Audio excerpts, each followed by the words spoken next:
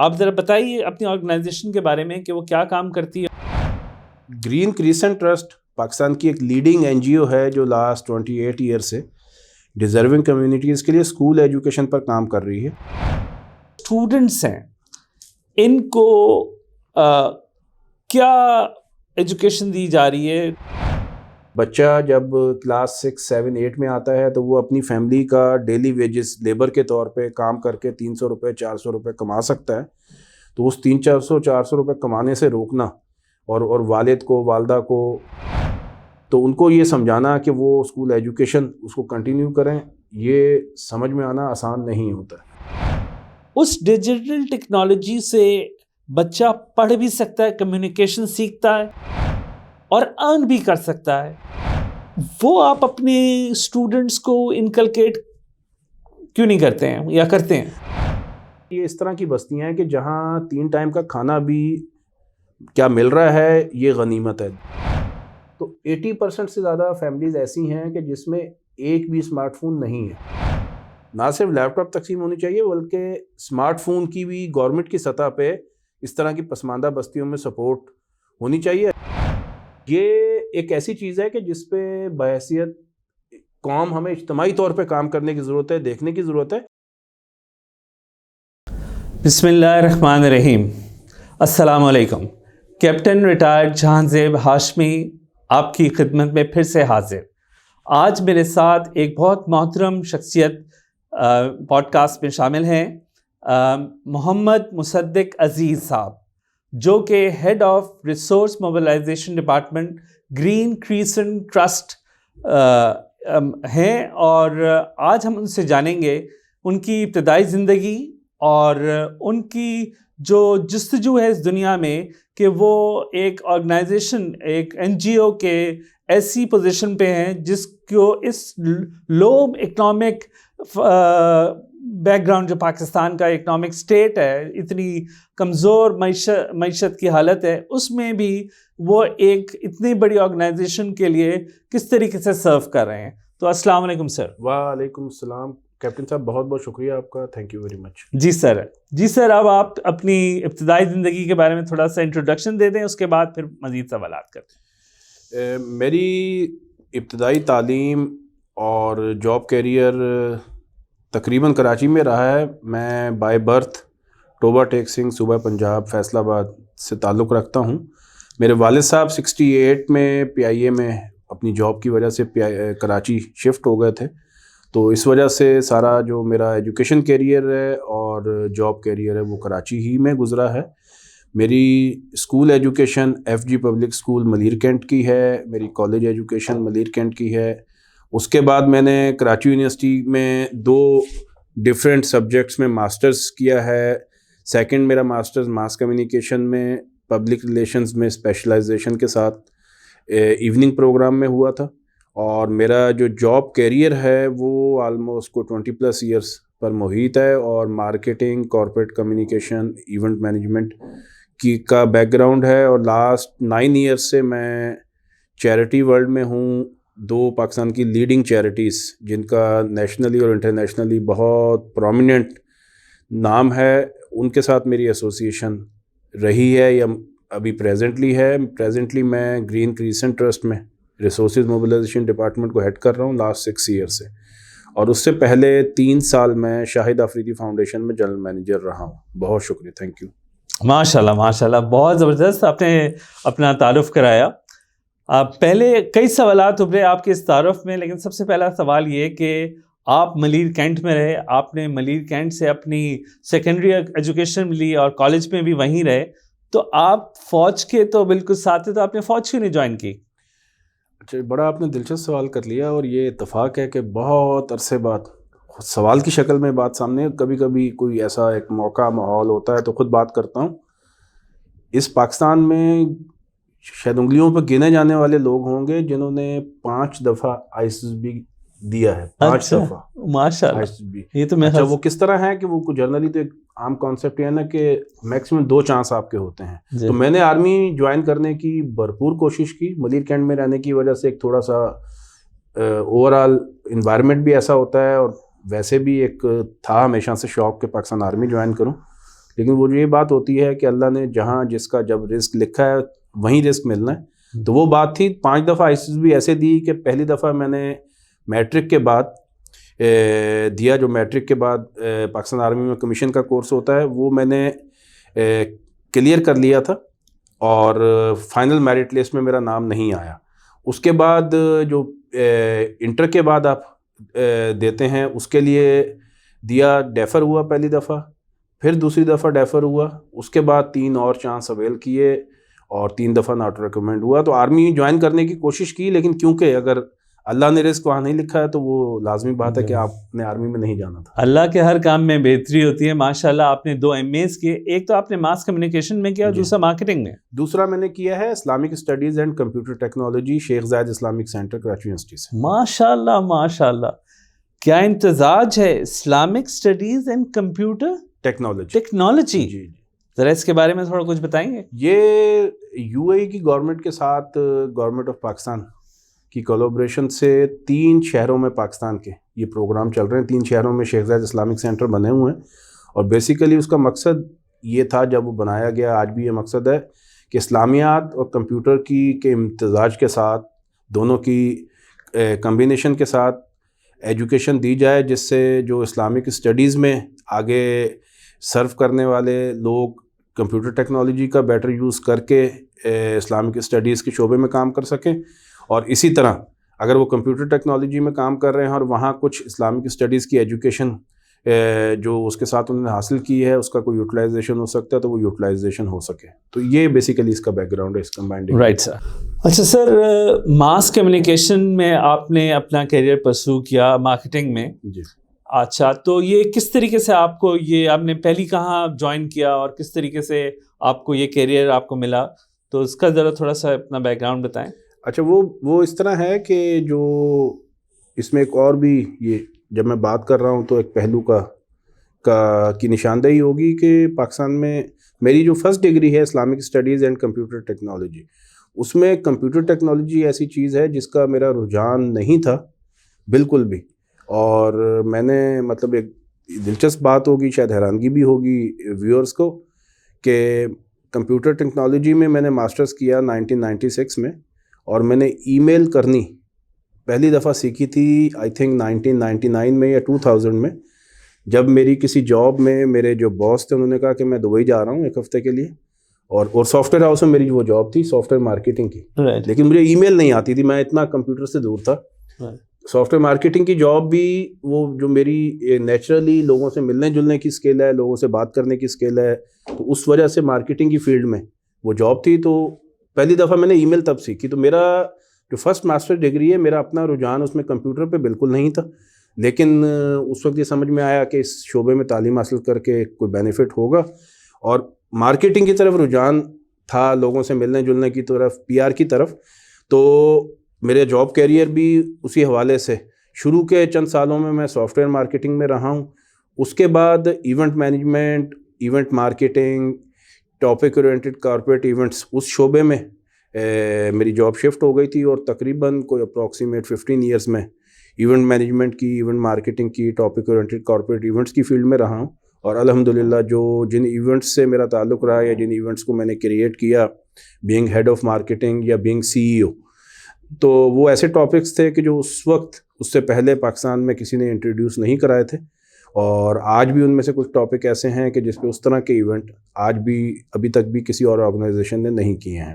تو بیسیکلی میں مارکیٹنگ کی فیلڈ میں جاب پہلے سٹارٹ ہو گئی تھی، اور ایک ماس کمیونیکیشن میں ڈگری لے کے کسی ٹی وی چینل پہ یا کسی اخبار میں کامرس رپورٹر یا کسی اور بیٹ رپورٹر بننے کا ایک شوق اپنا تھا. تو اس شوق کی وجہ سے پھر ماس کمیونیکیشن کی ڈگری حاصل کی، اور اس ڈگری کے بعد جب رپورٹنگ سائٹ پہ جانے کی کوشش کی تو یہ اندازہ ہوا کہ اس وقت جو میری پریزنٹ جاب تھی اس میں ٹیک ہوم زیادہ تھا، اس میں سیلری زیادہ تھی، اور رپورٹنگ سائٹ پہ اس وقت ٹی وی چینلز کا بوم نہیں آیا تھا، ٹی وی چینلز کا بالکل اسٹارٹ تھا.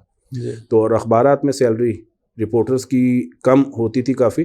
تو اس وجہ سے پھر وہ ڈگری جو رپورٹر بننے کی نیت سے لی تھی وہاں تو کام نہیں آئی، لیکن کیونکہ پبلک ریلیشنز میں اسپیشلائزیشن تھی اور پبلک ریلیشن کی فیلڈ میں آلریڈی میں ایک مارکیٹنگ کی جاب کر رہا تھا اس وقت، تو وہاں وہ کام آئی ہے میرے. جی بالکل. اچھا تو آپ نے جو ایونٹ مینجمنٹ میں یہ مطلب بڑے بڑے سیلیبریٹیز کو ہوسٹ کیا ہوگا یا کس قسم کے ایونٹس آپ نے آرگنائز کیے؟ وہ اس طرح ہے کہ میں آپ کو جن ٹاپکس پہ ہمارے ایونٹ ہوتے تھے تو اس شعبے سے ریلیٹڈ جو اسٹیک ہولڈرز تھے اور اس شعبے سے ریلیٹڈ جو ٹیکنوکریٹ آپ کہیں یا آرگنائزیشنس کے ہیڈز اس سبجیکٹ پہ، تو وہ ہمارے ایونٹس میں پارٹیسپیٹ کرتے تھے. پاکستان کی لیڈنگ کمپنیز ہماری کلائنٹ رہی تھی. ہم نے ڈفرینٹ پلیٹ فارمس پہ جو میری جاب رہی ہے تو اس میں انوائرمنٹ پہ آج سے تقریباً 22 سال 23 سال پہلے کوئی ایکٹیویٹی اسٹارٹ ہوئی تھی. بعد میں اس ساری ایکٹیویٹی کا میں بھی حصہ بنا لیٹر آن. تو انوائرمنٹ پہ بہت ہائی پروفائل ایونٹس ہم نے کیے ہیں ریگولر بیسس پہ. اسی طرح کارپوریٹ سوشل رسپانسبلٹی، بڑے اداروں کی سماجی ذمہ داریاں، ان کا سوشل اسٹیک، ان کی سوشل رسپانسبلٹی، اس ٹاپک پہ اب تو بہت کام ہو رہا ہے. آج سے 15 سال پہلے 16 سال پہلے اس ٹاپک کی طرف توجہ نہیں تھی. ہم نے اس وقت کارپوریٹ سوشل رسپانسبلٹی پہ بھی ایونٹس اسٹارٹ کیے. اسی طرح ہم نے آرگنائزیشن کا HR ڈپارٹمنٹ ایک ایسا ڈپارٹمنٹ ہوتا ہے کہ جو بہت زیادہ تھینک لیس جاب ہوتی ہے اور آپ کتنا بھی امپلائیز کے لیے کنٹریبیوٹ کریں تب بھی وہ تھینک لیس جاب ہے. تو ہم نے HR ایکسلنس پر کانفرنسز اور ایوارڈ سیریمنیز شروع کیے. اسی طرح CEO بھی ایک ایسی پوزیشن ہے آرگنائزیشن میں کہ وہ اوور آل چاہے آپ امپلائی ہیں یا آپ کا اپنا بزنس ہے، آپ CEO کی پوزیشن کی وجہ سے آپ کو خود اپریسیشن کے مواقع come with in the organization مل رہے ہوتے ہیں. آپ نے پوری آرگنائزیشن کو لے کے چلنا ہوتا ہے. تو ہم نے CEO ایکسیلنس کے حوالے سے، CEO کی کنٹریبیوشنس کے حوالے سے بھی ایک ریگولر ایونٹ شروع کیا. تو پاکستان کی بہت ساری لیڈنگ کمپنیز کے CEOs ہمارے ایونٹ میں پارٹیسپیٹ کرتے ہوتے تھے. پھر اسی طرح اور ڈفرینٹ ٹاپکس ہیں، پاور جنریشن ہے، LPG انڈسٹری ہے، LNG انڈسٹری ہے، انرجی کے حوالے سے، وومن امپاورمنٹ کے حوالے سے ڈفرینٹ ٹاپکس پہ ایونٹس ہم ریگولر کرتے رہے. اور ریلیونٹ فیڈرل منسٹر یا پروونشل منسٹرز کی بھی اس میں پارٹیسپیشن ہوتی تھی. ٹیکنیکل سائڈ پہ پیپرز پڑھے جاتے تھے. تو بہت ایک اچھا رچ ایکسپیرینس رہا ہے ایونٹس. بالکل سر. اور یہ ایونٹ مینجمنٹ تو دن اور رات کا میرے خیال سے وہ ہوتی ہوگی محنت. بالکل ایسا ہی. اچھا سر یہ بتائیے، اب آپ ایک NGO میں کام کر رہے ہیں اینڈ وہ بھی آپ ایک بہت ہی کروشل پوزیشن پہ ہیں. جو ہمارا اکنامک کنڈیشن ہے پاکستان کی کہ ہم لوگ روز میڈیا میں آ رہا ہے کہ ڈیفالٹ کر رہے ہیں. اینڈ ان حالات میں اتنی بڑی آرگنائزیشن میں آپ ذرا بتائیے اپنی آرگنائزیشن کے بارے میں کہ وہ کیا کام کرتی ہے اور کیا اس کے آپریشنس ہیں. گرین کریسنٹ ٹرسٹ پاکستان کی ایک لیڈنگ NGO ہے جو لاسٹ 28 ایئر سے ڈیزرونگ کمیونٹیز کے لیے اسکول ایجوکیشن پر کام کر رہی ہے. پریزنٹلی ہمارے صوبہ سندھ کے مختلف پسماندہ علاقوں میں 160 اسکول ہیں. اس میں سے 100 اسکول کراچی کے پسماندہ علاقوں میں، دور افتادہ علاقوں میں موجود ہیں، اور جو بقیہ 60 اسکول ہیں وہ انٹیریئر سندھ 18 ڈسٹرکٹس کے گوٹھوں دیہاتوں میں موجود ہیں. اور 28 سال پہلے جب یہ کام شروع ہوا تھا، اور میں خود اس کام کے ساتھ، اس ادارے کے ساتھ 6 سال سے منسلک ہوں ہیڈ آف ریسورسز موبلائزیشن کے طور پہ. تو اس کانسیپٹ سے سٹارٹ ہوا تھا کہ کچھ لیڈنگ بزنس فیملیز نے اپنے بچوں کو یہ کہا تھا کہ کسی ایک چیریٹی کے شعبے کا انتخاب کر کے آپس میں مشورہ کر کے ڈے 1 سے اپنے بزنس کے ساتھ ساتھ آپ معاشرے کو کیا کنٹریبیوٹ کر سکتے ہیں اس پہ کچھ آپ ایکٹیویٹی سٹارٹ کریں. تو ہمارے جو آنرری CEO ہیں زاہد سعید صاحب، جو کہ ایک لیڈنگ بزنس فیملی سے تعلق رکھتے ہیں، انہوں نے اور ان کے کچھ اور دوستوں نے، فرینڈز اینڈ فیملی ممبرز نے مل کے یہ طے کیا کہ ہمیں تعلیم کے شعبے میں کام کرنا ہے. تو آج سے 28 سال پہلے ایک پہلے اسکول کی بنیاد ڈالی گئی. ہب چوکی کے پاس ایک اسکول شروع کیا گیا، اور وہ سفر پھر الحمدللہ زاہد سعید صاحب کی فیس ویلیو کی وجہ سے، باقی ہمارے جو ٹرسٹیز ہیں وہ بھی لیڈنگ بزنس مین ہیں، ان کی سپورٹ کی وجہ سے، ہمارے ڈونرز کی سپورٹ کی وجہ سے سفر وہ آگے بڑھتا رہا. اور آج ہمارے 160 اسکول ہیں. اور اس میں کچھ شک نہیں ہے کہ جو 160 اسکولوں کا اوور آل سارا نظم و نسق ہے، نظام چلانے کے لیے ایک بہت بڑی ٹیم کی ضرورت ہوتی ہے. ہماری ایک بڑی ٹیم ہے. ہمارے جو 160 اسکول ہیں اس میں تقریباً 1450 ٹیچنگ نان ٹیچنگ اسٹاف موجود ہے. ہیڈ آفس ہمارا مین شارع فیصل پر شہید ملت روڈ کی ٹرننگ پر کارنر پہ موجود ہے. ہمارے ہیڈ آفس میں تقریباً 50 لوگ موجود ہیں، جس میں ہمارے جو ڈفرینٹ شعبے ہیں اس کے حوالے سے سپورٹ اسٹاف بھی ہے، مارکیٹنگ اور ریسورسز موبلائزیشن کا اسٹاف بھی ہے. اور بالکل اس میں کوئی شک نہیں ہے کہ جو اوور آل اکنامک کنڈیشنز ہیں اور چیلنجنگ کنڈیشنز ہیں، اس میں اتنا بڑا چیریٹی کا نظام چلانا وہ آسان کام نہیں ہوتا. اور ہمارے جو بورڈ آف ٹرسٹی ہے، ہمارے سی ای او ہیں، ان کی فیس ویلیو پر ریسورسز موبلائزیشن ڈپارٹمنٹ اور باقی جو سپورٹ اسٹاف ہے وہ بہت محنت کے ساتھ یہ ساری کوشش کرتا ہے. اور اللہ کا بہت شکر ہے کہ ہمارا سفر کامیابی سے جاری و ساری ہے. ماشاء اللہ ماشاء اللہ، اور ان شاء اللہ تعالیٰ آگے بھی چلتا رہے گا اور اللہ اس میں برکت ڈالے گا. تو آپ کو کیا چیلنجز فیس کرتے ہیں آپ جب آپ کسی جگہ پہ جاتے ہیں اپنے آرگنائزیشن کے لیے، اپنی این جی او کے لیے فنڈز اکٹھے کرنے کے لیے؟ What are the challenges you face in that pursuit? Captain صاحب، اس میں مختلف طرح کی چیزیں ہیں.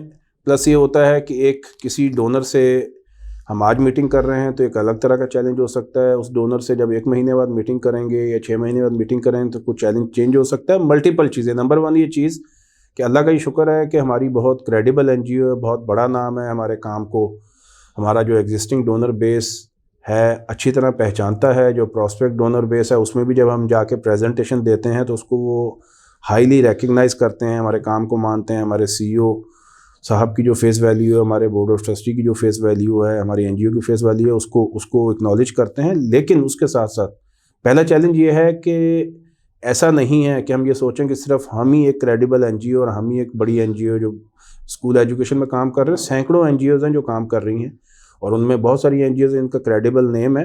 تو بیسیکلی اگر کسی ڈونر کے پاس ہم جا رہے ہیں اور اس کا ایک ڈیفینیٹلی ایک لمیٹڈ بجٹ ہے جو اس طرح کے کام کو سپورٹ کرنے کے لیے، اس میں گرین کریسنٹ ٹرسٹ اپنا ڈیو شیئر کس طرح حاصل کرے اور وہ پھر اس شیئر کو سسٹین کرے کہ وہ ہمیں ہر مہینے یا ہر سال ملتا رہے. اور اگر 28 سال سے این جی او چل رہی ہے تو 28 سال تک ملتا رہے. یہ ایک چیلنج ہوتا ہے. اس کے لیے بہت زیادہ افیکٹو رابطہ رکھنے کی ضرورت ہوتی ہے اپنے ڈونر بیس کے ساتھ. چاہے آپ کا ڈونر آپ کی کریڈیبلٹی کو 100% تسلیم کرتا ہے، بائی چانس اس کو یہ ٹائم ملا ہے کہ وہ آپ کے اسکولوں میں بھی گیا ہے، یا اگر نہیں بھی ٹائم ملا وہ ہمیں ریگولر سپورٹ کر رہا ہے، لیکن جہاں رابطے کا کچھ تھوڑا سا بھی فقدان ہوا، رابطے میں کوئی کمی ہوئی، تو اسی طرح کی اور این جی اوز ہیں کہ جن کی روز ان کے پاس سپورٹ کی ریکویسٹ آتی ہے، ہر مہینے ریکویسٹ آتی ہے. تو رابطے کی کمی نہیں ہونی ہے، یہ سب سے بڑا چیلنج ہے. نمبر 2 چیلنج یہ ہے کہ پاکستان ایک انڈر ڈیولپ کنٹری ہے، تھرڈ ورلڈ کنٹری ہے. تو جو پاکستان میں لیڈنگ ڈونرز ہیں یا میڈیم سائز ڈونرز ہیں یا انڈیویجول ڈونرز ہیں، کیونکہ ان کے پاس ملٹیپل چوائسیز ہیں اور ایک لمیٹڈ بجٹ ہے، تو وہ اسی بجٹ میں سے زیادہ سے زیادہ اداروں کو سپورٹ کرنا چاہ رہے ہوتے ہیں. تو وہ شیئر ڈسٹریبیوٹ ہوتا ہے. اس ڈسٹریبیوشن کی وجہ سے جو ہمارے اینول ٹارگیٹس ہیں یا جو ہمیں پیسوں کی ضرورت ہوتی ہے اس میں ڈیفینیٹلی جب وہ شیئرنگ ہو رہی ہے تو کمی ہو سکتی ہے. نمبر 3 چیز کہ ہم جس شعبے میں کام کر رہے ہیں جو کہ اسکول ایجوکیشن کا شعبہ ہے، بدقسمتی سے پاکستان میں سب سے زیادہ نظر انداز شعبہ ہے. اور جو انڈر پریولیج کمیونٹیز ہیں، جو محروم طبقے ہیں، ان کے لیے یکساں تعلیم کے مواقع بہت کم ہیں. اور یہ مزید بدقسمتی ہے کہ جو فیڈرل گورنمنٹ یا پروونشل گورنمنٹس کے بجٹ ہیں وہ بھی صحیح سے یوٹیلائز نہیں ہوتے، بہت اچھے انداز میں اس کا امپیکٹ نہیں آتا. تو حکومتوں کی سطح پر بھی جو ریلیونٹ اسٹیک ہولڈرز ہیں ان کی بھی اسکول ایجوکیشن پر جتنی توجہ ہونی چاہیے وہ نہیں ہے. تو یہ ایک اتنا چیلنجنگ شعبہ ہے کہ اس کی وجہ سے یہ کام مشکل میں پڑتا ہے. اچھا سر، یہ آپ نے جیسے بتایا کہ آپ کے 160 اسکولز ہیں، 60 سندھ میں ہیں، 100 کراچی میں ہیں. اچھا، آپ کا کام تو یہ ہے کہ ان کو فیسیلیٹیٹ کیسے کیا جائے، ان کو رن کیسے کیا جائے، ان کی جو ریکوائرڈ سسٹیننس ہے اس کو کیسے پورا کیا جائے. یہ آپ کا کام ہے and you are doing it very efficiently ماشاء اللہ.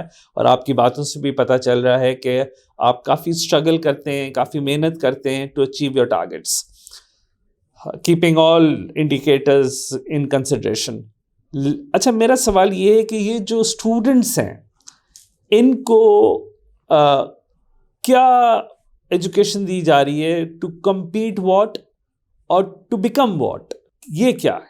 اچھا، اس میں اس طرح ہے کہ ہمارا کوشش یہ ہوتی ہے کہ ایک ایسے دور افتادہ علاقے میں جہاں سے اگر کوئی ریکوائرمنٹ آئی ہوئی ہے اور وہ ریکوائرمنٹ سینکڑوں جگہ سے روز آ رہی ہوتی ہے، کہ اسکول وہاں شروع کریں جہاں اس سے پہلے اسکول اویلیبل نہیں ہے. اگر کسی جگہ گورنمنٹ کے اسکول اویلیبل ہیں یا کوئی اور NGO کام کر رہی ہے اور صرف اس کے کمپٹیشن میں اسکول کھولنا ہے تو وہ اوور آل اس ڈونر کے پیسے کے ساتھ جسٹیفیکیشن نہیں ہے کہ اس ایریے میں آلریڈی یا ڈونر کا پیسہ ہے یا کوئی گورنمنٹ کا اسکول موجود ہے یا پرائیویٹ اسکول کو ایسا موجود ہے کہ جو فیس کم لے رہا ہے. تو ہماری پہلی کوشش ہوتی ہے کہ ایسے علاقے میں جا کے اسکول کھولیں جہاں اس سے پہلے اسکول موجود نہیں. تو ایک تو یہ سمجھنے کی ضرورت ہے کہ یہ ایک ایسی بستی ہے جہاں اسکول ایجوکیشن کی اہمیت کو چاہے وہ سمجھتے بھی ہوں تو ان کو مواقع نہیں دستیاب. دوسری یہ بات جو بہت اہم بات ہے کہ جو انڈر پریویلیج کمیونٹیز ہیں ان کو معاشی مسائل سے جو تکلیف پہنچتی ہے وہ زیادہ ہوتی ہے ایک مڈل کلاس فیملی کے مقابلے میں. تو معاشی چیلنج جیسے جیسے بڑھتا ہے ویسے ویسے اسکول ایجوکیشن کی طرف توجہ کم ہو رہی ہوتی ہے, اور ان علاقوں میں ہمیں یہ جینوئنلی مسئلہ درپیش ہوتا ہے کہ بچہ جب کلاس 6, 7, 8 میں آتا ہے تو وہ اپنی فیملی کا ڈیلی ویجز لیبر کے طور پہ کام کر کے 300 روپے 400 روپے کما سکتا ہے. تو اس 300 400 روپے کمانے سے روکنا اور والد کو والدہ کو جو کہ کوئی لیبر کلاس یا ڈیلی ویجز کلاس والے بیک گراؤنڈ سے والد ہوں گے یا بھائی ہوں گے بڑے, تو ان کو یہ سمجھانا کہ وہ اسکول ایجوکیشن اس کو کنٹینیو کریں, یہ سمجھ میں آنا آسان نہیں ہوتا ہے. ان ایریاز میں ہمیں ڈراپ آؤٹ کا ریشو بہت زیادہ آتا ہے. جیسے جیسے بڑی کلاس میں بچے آتے جاتے ہیں وہ ڈراپ آؤٹ ہوتے ہیں. بچیوں کے کیس میں ہوتا ہے کہ آئدر ارلی ایج میریجز ہیں یا تھوڑا سا بچی بڑی ہوئی ہے تو وہ پردے کے ایک رجحان کی وجہ سے وہ اسکول نہیں بھیجتے ہیں یا اسکول سے ہٹا لیتے ہیں. تو ایک ایسے انوائرمنٹ میں کوئی بچہ کلاس 5 تک پڑھ جائے, 6 تک پڑھ جائے, 10 تک پڑھ جائے, 10 سے آگے پڑھ رہا ہے تو یہ آسان نہیں ہوتا. جو بچے یہ تعلیم حاصل کر لیتے ہیں ان کا فرق ان کے باقی فیملی ممبرس کے مقابلے میں یا اس ایریے کے باقی لوگوں کے مقابلے میں واضح طور پر نظر آ رہا ہوتا ہے. مزید اس میں ایڈیشن یہ کہ ہمارے اسکولوں سے پڑھ کے بچے اور پھر آگے جو انہوں نے ایجوکیشن اگر حاصل کی تو پاکستان آرمی بھی جوائن کی ہے, پاکستان نیوی بھی جوائن کی ہے, پاکستان ایئر فورس بھی جوائن کی ہے. ہم تھر پارکر میں بھی جب اب تو سڑکیں بن گئی, ایک نظام وہاں بن گیا تھر کول کی وجہ سے, ہم 28 سال سے وہاں موجود ہیں. ہمارے وہاں چاروں ڈسٹرکٹس میں اسکول موجود ہیں اور ہمارے اسکول اس وقت بنے تھے وہاں جب یہ سڑکیں بھی نہیں بنی تھیں. تو تھر پارکر میں ہمارے اسکول سے پڑھے ہوئے بچے تھر پارکر میں جو تھر کول کے پروجیکٹس ہیں وہاں پر جاب کر رہے ہیں, ریڈیو پاکستان میں جاب کر رہے ہیں. پلس ہمارے اسکولوں سے پڑھنے کے بعد بہت سارے بچے ہیں جو واپس ہمارے اسکولوں میں آ کے ٹیچنگ کی جاب کر رہے ہوتے ہیں, بچیاں اسپیشلی. تو بیکورڈ ایریاز کی فیملیز, پسماندہ طبقوں سے تعلق ہے اور اس میں ان بچوں کا کسی نہ کسی جاب میں آنا, بہت اچھی جاب یا میڈیم سائز جاب یا اسکول ٹیچنگ کی جاب میں آنا, تو یہ ایک انٹرپرینیورشپ والی بات کو بھی پروموٹ کر رہا ہے. پلس یہ مثالیں موجود ہیں کہ ہمارے اسکول سے بچے پڑھے, ہمارے اسکول میں پڑھایا, کسی اور اسکول میں پڑھایا, اس کے بعد انہوں نے اپنا اسکول ایک اسٹارٹ کر لیا, اپنا ایک چھوٹے سے لیول پہ بزنس اسٹارٹ کر لیا. تو بظاہر جس وقت وہ بچہ پڑھ رہا تھا کلاس 4 میں, 5 میں, 6 میں, 10 میں, اس وقت یہ سمجھ میں آنا کہ آج سے 6 سال بعد, 8 سال بعد, 10 سال بعد یہ کوئی جاب کر رہا ہوگا یا یہ اپنا ایک اسکول رن کر رہا, اس وقت یہ باتیں سمجھ میں آنا آسان نہیں ہوتا, معاشی چیلنجز کی وجہ سے بھی اور ایک نان ایجوکیٹڈ بیک گراؤنڈ ایریے اور فیملی کی وجہ سے بھی. لیکن جو بچے وہ تعلیم حاصل کر لیتے ہیں, کنٹینیو کرتے ہیں اور ڈراپ آؤٹ نہیں آتا, تو ان کی ذاتی زندگی میں بھی ایک فرق نظر آتا ہے اور اس کے ساتھ ساتھ ان کی فیملی میں بھی ایک سپورٹ ملتی ہے. اچھا سر, یہ ہم نے دیکھا ہے کہ ابھی دنیا کی ویسٹ میں اسکول سسٹمز کے اوپر بہت ریسرچ ہو رہی ہے اور اسکولز کو کہا جا رہا ہے کہ they are not the only medium of getting education. Digital technology has lot of role to play in this strive. تو ڈیجیٹل ٹیکنالوجی کی involvement to earn and learn, ہر کسی کے پاس فون ہے, ریموٹ ایریاز میں بھی لوگوں کے پاس فون ہے. پاکستان میں ماشاءاللہ ہر جگہ بوسٹرز لگے ہوئے ہیں, ہر جگہ سگنلز جا رہے ہیں موبائل نیٹ ورکس کے. اس ڈیجیٹل ٹیکنالوجی سے بچہ پڑھ بھی سکتا ہے, کمیونیکیشن سیکھتا ہے, انٹرنیٹ پہ ہر چیز اویلیبل ہے, اور ارن بھی کر سکتا ہے یوٹیوب سے. اور آئی ٹی کے کورسز ہیں, کینوا, فائیور ہے, پائتھون لینگویج اگر اس کو آتی ہے اس سے پروگرامنگ فری لانسنگ کر سکتا ہے. فری لانسنگ پوری دنیا میں ہوتی ہے. وہ آپ اپنے اسٹوڈنٹس کو انکلکیٹ کیوں نہیں کرتے ہیں یا کرتے ہیں؟ اچھا سر, اس میں تھوڑا سا اس پکچر کو سمجھنے کی ضرورت ہے. اور میں ایک مثال سے آپ کو بات شروع کرتا ہوں اس بات کا جواب, تو اس سے تھوڑا سا شاید وہ چیلنج کیا ہے وہ سمجھ میں آئے گا. 2 مثالیں دوں گا. ایک یہ مثال کہ میں جیسا کہ آپ کو بتایا شروع میں کہ سارا میرا education career, job career Karachi میں ہی رہا ہے, اور میری تھرو آؤٹ جاب ایسی رہی ہے کہ جس میں نے اپنے آفس میں بیٹھ کے کام نہیں کرنا, میں نے آفس سے نکل کے کسی کے پاس جا کے میٹنگ کرنی ہے. جی. تو آلموسٹ پورا کراچی میرا دیکھا ہوا ہے, پورے کراچی کو جانتا ہوں, ایریاز کا پتہ ہے, رستے پہچانتا ہوں. لیکن میں نے آج سے 6 سال پہلے جب یہ اتنی بڑی این جی او جوائن کی, تو اس سے پہلے جس طرح کے پسماندہ علاقوں میں یہ اسکول ہیں, اس پرٹیکولر بستی میں میرا جانے کا اتفاق نہیں ہوا تھا. اس سے 1 کلومیٹر دور, مثال ہے میں بات کروں, جہاں ہم اگر اس وقت بیٹھے ہیں تو یہ بالکل مین روڈ کے پاس ایک جگہ ہے, بلوچ کالونی کے برج کے پاس. اس مین روڈ کو تو میں نے دیکھا ہوا تھا پہلے بھی, لیکن اگر یہاں سے مجھے 500 گز 1 کلومیٹر اندر جا کے محمود آباد میں کسی پسماندہ گلی میں جا کے کچھ کرنا ہے کام, کو اسکول بنانا ہے, تو وہ میرا ذاتی ایکسپیرینس نہیں تھا. تو ایک تو کراچی میں جو ہمارے 100 اسکول ہیں, تو تقریباً میں اس میں سے آپ سمجھ لیں 50 سے زیادہ علاقوں میں ذاتی طور پہ وزٹ کیا. ہر علاقہ ایک ایسی جگہ ہے کہ جو اس بستی کی پسماندگی, وہ بستی کیا ہے, وہ اس سے پہلے میں نے نہیں دیکھی تھی. ایک اچھے پوش ایریاز میں موو کرنے کی وجہ سے, آفیسز میں موو کرنے کے باوجود جو ہمارا روڈ ٹرانسپورٹ کا نظام تو وہاں بھی ٹوٹا ہوا ہے, لیکن وہاں وہ چیلنج نہیں ہے جو پسماندہ بستی میں پسماندہ طبقے کے لیے. تو ایک تو یہ بات کہ یہ اس طرح کی بستیاں ہیں کہ جہاں 3 ٹائم کا کھانا بھی کیا مل رہا ہے, یہ غنیمت ہے. دوسری چیز یہ کہ ابھی جب کووڈ آیا تھا, تو کووڈ میں یہ تھوڑا سا اور چیز واضح ہوئی, سامنے آئی کہ وہ جو ورک فرام ہوم تھا یا اسکول ایجوکیشن گھر سے دی جا رہی تھی, اس میں ریلیونٹ جو متعلقہ حکومتیں تھیں یا اگر پرائیویٹ سیکٹر میں بڑے اسکول تھے, ان کا کنٹریبیوشن صرف یہ تھا کہ جس ٹیچر نے وہ پڑھانا ہے اس کے پاس اسمارٹ فون ہے. اگر اس فیملی میں, اس گھر میں اسمارٹ فون ہے تو وہ پڑھایا جائے گا, اور اگر نہیں ہے تو نہیں پڑھایا جائے گا. دوسری مثال کووڈ کے حوالے سے, جب کووڈ کی وجہ سے اسکول ایجوکیشن منقطع ہوئی, اور کووڈ میں چیلنج ہیلتھ کا تھا لیکن سب سے زیادہ نقصان اسکول ایجوکیشن کا ہوا, تو جو بڑے اسکولنگ سسٹم تھے یا گورنمنٹ اسکولنگ سسٹم تھے, وہاں اس پرٹیکولر ٹیچر کا یا اسکول کا کنٹریبیوشن صرف یہ تھا کہ وہ ٹیچر اپنے اسمارٹ فون سے ان گھروں میں کنیکٹ ہو رہا ہے جن گھروں میں اسمارٹ فون ہے, اور آلموسٹ تمام گھروں میں اسمارٹ فون ہوتے ہیں, مڈل کلاس میں یا اپر مڈل کلاس میں. لیکن جو انڈر پریویلیج کمیونٹیز کی اسکول ایجوکیشن ہے, انڈر پریویلیج فیملیز کی اسکول ایجوکیشن ہے, تو ہم نے جب اس وقت یہ پہلی دفعہ موقع بنا, ضرورت بنی, ریسرچ کی, تو 80% سے زیادہ فیملیز ایسی ہیں کہ جس میں ایک بھی اسمارٹ فون نہیں ہے, اور 20% میں بھی وہ اسمارٹ فون یا والد کے پاس ہے, اور وہ سارا دن جاب کرتا ہے, شام کو واپس آتا ہے. تو وہ جو یہ کانسیپٹ کہ موبائل کے تھرو ارننگ ہینڈ بننا اور ایسے کورسز کرنا, یہ اس طرح کی پسماندہ بستیوں میں ہونا چاہیے تھا. انڈیا ہم سے بہت آگے اس وجہ سے ہے کہ انہوں نے mobile technology, internet technology, smart technology کو یوز کیا ہے, اور تھرڈ ورلڈ کنٹریز نے یوز کیا. ہم ابھی بہت پیچھے ہیں اس میں. یہ اگلے چند سالوں میں یقیناً یہ چیز ہوگی کہ پسماندہ بستیوں میں بھی, پسماندہ گھروں میں بھی اسمارٹ فون آ جائیں گے. جب تک اسمارٹ فون نہیں ہے اس وقت تک یہ جو ٹیکنالوجی کا یہ استعمال ہے کہ وہ بچہ اپنی فیملی کے لیے ارننگ ہینڈ بن جائے, وہ مشکل کام ہے. اور میں تو اس کو اس طرح سمجھتا ہوں یا لیتا ہوں کہ جو لیپ ٹاپ تقسیم کرنے والی اسکیم ہے, نہ صرف اس کو جاری رہنا چاہیے, کووڈ کے دوران ہر گھر میں لیپ ٹاپ ہو, اس کی ضرورت صحیح طرح سمجھ میں آئی تھی. اس پہ تنقید بہت زیادہ ہوتی ہے کہ جی لیپ ٹاپ تقسیم کر کے حکومتی پیسہ ضائع کیا جاتا ہے.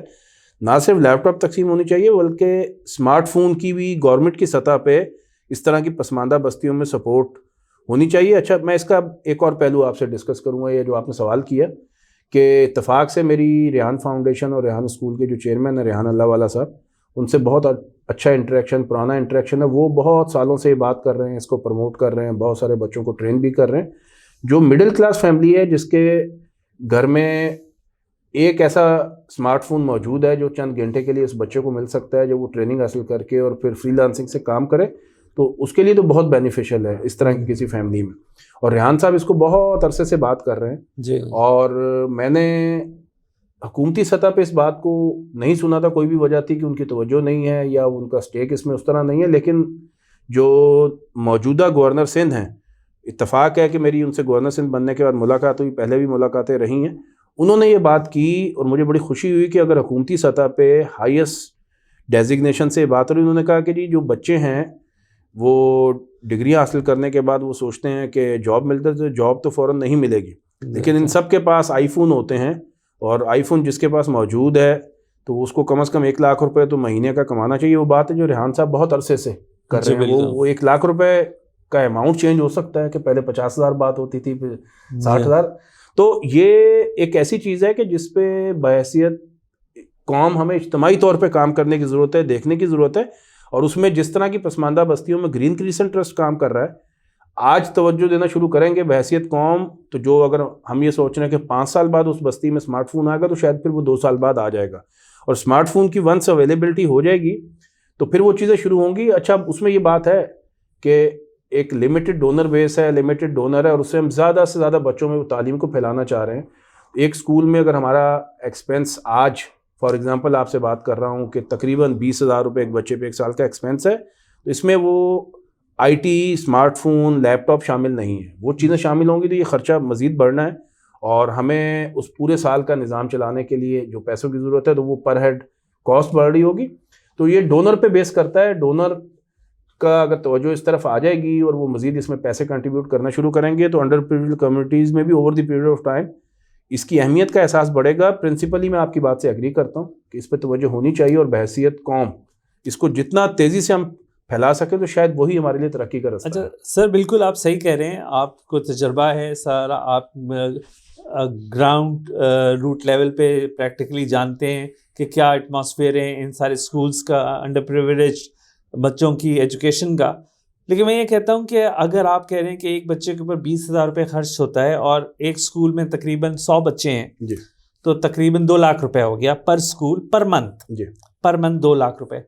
اگر ایک لیپ ٹاپ یا ایک ایسی آئی پیڈ یا مشین جو کہ اسکول کو دے دی جائے اور اس کے اوپر ایک بچہ نہ بیٹھے، اس کے اوپر 10 بچے بیٹھ جائیں، جی، تو وہ کمیونیکیشن جو ہے اسی طریقے سے اگر آپ انڈیا نے کیا ہے، انڈیا نے یہی کیا ہے کہ ایک ڈیجیٹل کمیونیکیشن کا گیجٹ دیا اور اس پہ گروپ آف چلڈرن کو بٹھا دیا اور وہ لرن کریں. تو یہ میرے خیال سے زیادہ اسی طریقے سے ہمیں بھی کرنا پڑے گا. اور آپ بالکل صحیح کہہ رہے ہیں کہ جو ڈونرز ہیں ان کو زیادہ انٹرسٹ لینا پڑے گا، ہمیں متحد ہونا پڑے گا، ہمیں یہ سوچنا پڑے گا کہ ہماری عوام جو ہے، جو کہ یہ بچے اگر پھر نہ پڑھ پڑے تو اگلے 20 سال کے بعد ہم ایک اور ان ایجوکیٹڈ جنریشن کو جنم دے رہے ہوں گے. جی، اور یہ ہمارے لیے بہت پرابلم ہو جائے گی.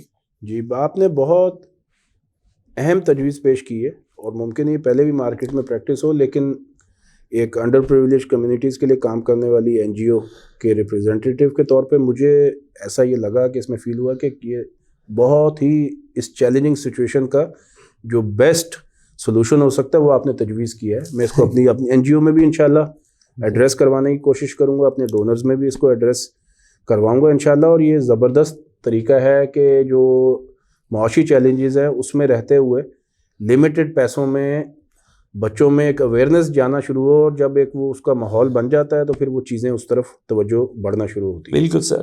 اچھا سر، آپ کوئی پیغام دینا چاہیں اپنی یوتھ کو، اپنی ڈونر اس کو کریڈ کو، کہ کیا آپ لوگوں کو وہ کیسے ہیلپ کریں، یوتھ کس طرح اپنی لائف گزارے؟ پلیز کوئی پیغام دیں. 2 پیغامات ہیں. ایک جو ہمارا ایگزسٹنگ ڈونر یا پراسپیکٹ ڈونر جو اسکول ایجوکیشن پر سپورٹ کرتا ہے ان کے لیے ہے، اور پھر اس کے یوتھ کے لیے بھی بات کروں گا کہ پاکستان میں پہلے بھی یہ بات ابھی گفتگو میں آئی کہ ڈیزرونگ کمیونٹیز کے لیے اسکول ایجوکیشن کے یکساں مواقع اس کی بہت کمی ہے. اور جنرلی یہ ہوتا ہے کہ جب کوئی کرائسس آتا ہے تو ہیلتھ ایشوز پہ توجہ ہوتی ہے، اس کے علاوہ بھی ہیلتھ پہ پیسے لگ رہے ہوتے ہیں، پانی کے حوالے سے جو پروجیکٹس ہیں اس پہ پیسے زیادہ لگ رہے ہوتے ہیں.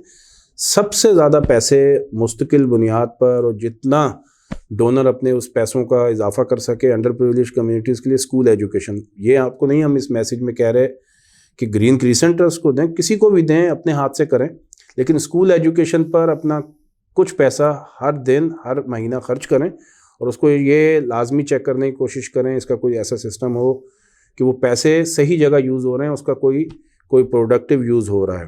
تو اسکول ایجوکیشن کے شعبے میں بہت زیادہ ضرورت ہے. جتنے پیسے اس میں معاشرہ کنٹریبیوٹ کرے گا اتنا زیادہ پاکستان میں ترقی کے مواقع بہتر ہوں گے. دوسرا پیغام میرا یوتھ کے لیے ہے کہ پاکستان میں چاہے وہ انڈر پریویلیج کمیونٹی ہے یا پریویلیج کمیونٹی ہے, جابس کے مواقع کم سے کم تر ہوتے جا رہے ہیں. اس کی ایک وجہ یہ بھی ہے کہ پاکستان میں کیونکہ آبادی میں بہت تیزی سے اضافہ ہو رہا ہے اور آبادی میں اضافے کے تناسب سے پاکستان کی ترقی اس طرح نہیں ہوئی ہے.